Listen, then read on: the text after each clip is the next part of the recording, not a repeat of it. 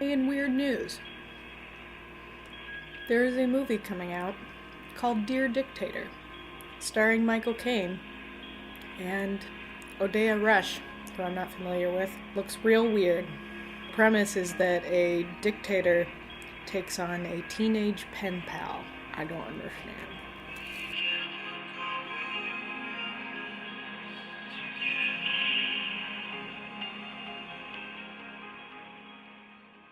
And now, on to the real reason why we're sitting here today, and that is to discuss my most recent purchase of snack food.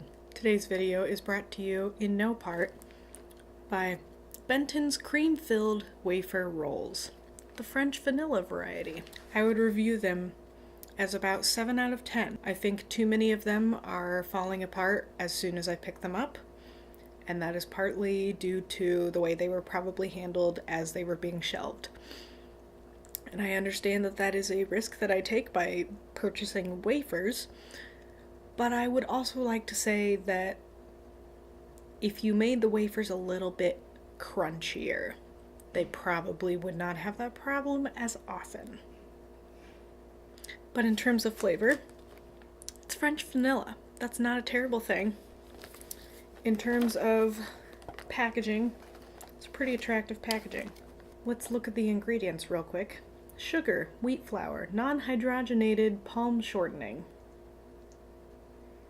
Whey, tapioca starch, dextrin, rice flour, buttermilk, natural flavor, caramel color, salt, soy lecithin, and milk. There is no corn of any kind in this food.